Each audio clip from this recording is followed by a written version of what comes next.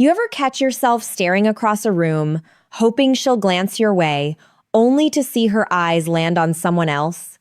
You tell yourself, she's just not that kind of person for me, and you walk away feeling small. What if the problem isn't her, but the way you're showing up?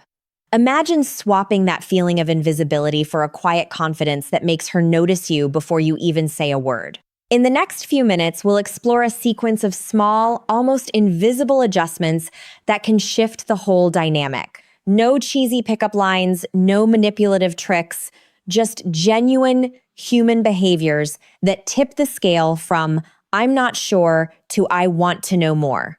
Picture this: a coffee shop on a rainy afternoon. Daniel, a graphic designer, has been sitting at the same table for weeks, watching Maya, the new barista, move behind the counter. She smiles politely when he orders, but there's no spark, no lingering glance. He's convinced that Maya isn't interested, so he keeps his distance, watches her from afar, and goes home feeling like a background character in her story. If Daniel had a handful of subtle tools in his pocket, that whole scene could have flipped in an instant. Let's walk through those tools, one by one, and see how they could rewrite his and your story. First, the way you look at someone can be more powerful than any words you could ever speak. It's not about staring. It's about an intentional, calm focus that says, "I see you and I respect you." When you catch Maya's eye, pause for a fraction of a second, longer than usual, and let your gaze soften. You're actually sending a signal to her brain that says, "I'm present, I'm safe." Neuroscience tells us that looking slightly to the left side of a person's eye can activate the part of the brain associated with trust and bonding.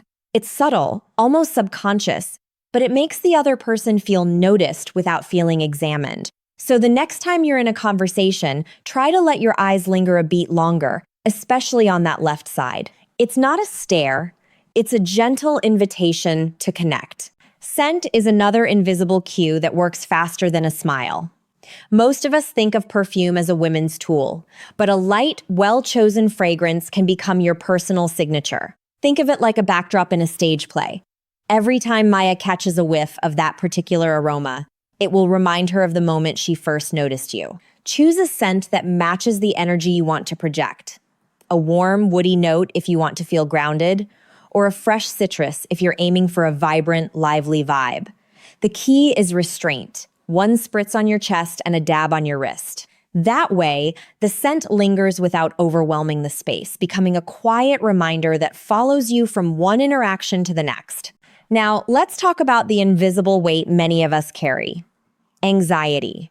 It shows up as a shaky voice, fidgeting fingers, or a mind that spins with every possible worst-case scenario. Instead of trying to fight it with willpower alone, consider a few natural allies that calm the nervous system without dulling your alertness. A cup of green tea, rich in L-theanine, smooths out jittery thoughts while keeping you sharp. An adaptogenic herb like ashwagandha can lower the cortisol surge that usually spikes before a big conversation.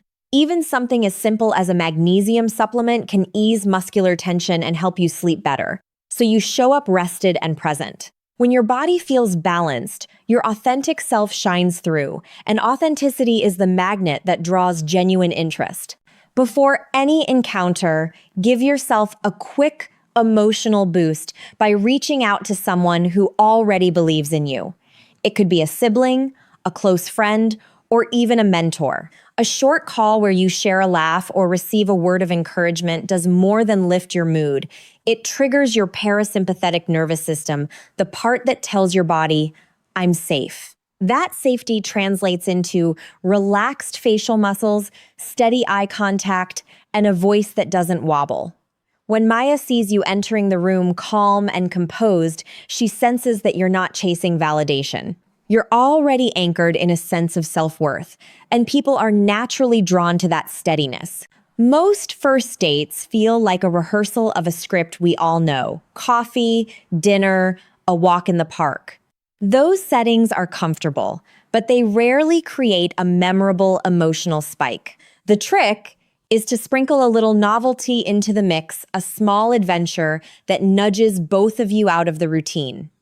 Imagine swapping that typical coffee meetup for a brief visit to a nearby rooftop garden at sunset. The unexpected skyline, the soft breeze, the colors shifting across the sky, all of that creates a shared emotional experience. When two people feel an elevated pulse together, their brains often attribute that excitement to each other, a phenomenon psychologists call misattributed arousal. So the simple act of choosing an unconventional backdrop can turn a casual conversation into a moment that sticks. How you treat the world around you on that date is just as telling as how you treat her. People watch the way you interact with servers, strangers, and even the way you handle a small hiccup. If a waiter forgets your order and you respond with patience and a warm smile, you're broadcasting reliability and kindness without explicitly saying it. Those little displays of social grace are like background music.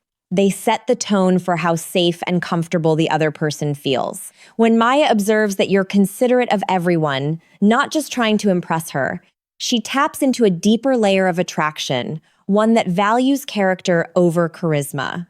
When the bill arrives, many of us feel the pressure to make a grand gesture, to announce, "I've got this," in a way that feels like a performance. Instead, handle the check almost invisibly. Slip it to the server when she's distracted, or place it on the table with a quiet nod.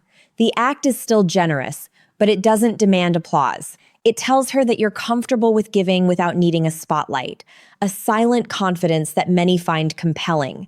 That understated generosity often feels more sincere than any flamboyant display. And finally, think about the moment the evening winds down. It's tempting to seal the night with a kiss, but sometimes a measured pause can be more powerful. Offer a genuine hug, a friendly pat on the back, or simply a warm, "I really enjoyed tonight." Leave a sliver of anticipation in the air. When Maya heads home, her mind will replay the pleasant moments and wonder what the next chapter could hold. That sense of longing, that tiny unanswered question, creates a pull that can draw her back to you naturally. Restraint in this case isn't about playing hard to get, it's about respecting the natural rhythm of connection. So let's pull all these threads together and imagine Daniel again, this time equipped with the tools we've just explored. He walks into the coffee shop, his scent a faint trace of cedar and bergamot, his posture relaxed after a quick call with his brother that left him smiling. He spots Maya, catches her eye, and glances gently to the left side of her pupil, letting his gaze linger just enough to feel intimate, but not invasive. Their conversation flows, and when the server forgets his order, Daniel chuckles softly and says, "No rush. We've got all the time in the world." The evening moves from coffee to a spontaneous walk to the city's old lighthouse, a place few locals know about. The wind whips lightly, the waves crash below, and both of them feel an extra jolt of excitement. When they return, Daniel discreetly settles the tab, and as Maya stands to leave, he offers a warm hug and says, "I had a great time. Let's do something like this again soon." Maya walks away thinking about the lighthouse, the scent, the gentle confidence, and a smile that didn't need to shout. She's already imagining the next meeting. What's the common denominator in all of this? It isn't a magic phrase or a secret society handshake. It's a series of tiny, intentional actions that signal authenticity, security, and a willingness to create memorable experiences together. These moves shift the perception from just another guy to someone who stands out in the background of her day. They also empower you because you're no longer chasing a fleeting approval. You're cultivating an inner steadiness that naturally draws people in. If you walk away from this video feeling a little overwhelmed, that's okay. Change isn't about overhauling your entire personality overnight. Pick one of these steps. Maybe start with the eye focus trick or experiment with a subtle fragrance you actually enjoy. Practice it for a week, notice how people respond, then add another layer. Over time, these habits compound and you'll find yourself entering conversations with a quiet assurance that doesn't feel forced. Remember, attraction isn't a sprint. It's a gentle, unfolding dance. The goal isn't to make her like you right away, but to give her the space to notice you, feel safe, and become curious about what's next. When you approach each interaction as a chance to share a genuine piece of yourself, the outcome becomes less about winning and more about building a connection that both of you can cherish. So next time you see a girl who seems indifferent, think of the invisible toolkit you now carry. Use it wisely, stay true to who you are, and watch how the world starts to notice you a little more each day. Thanks for listening, and may your next conversation be the one that turns a fleeting glance into something unforgettable.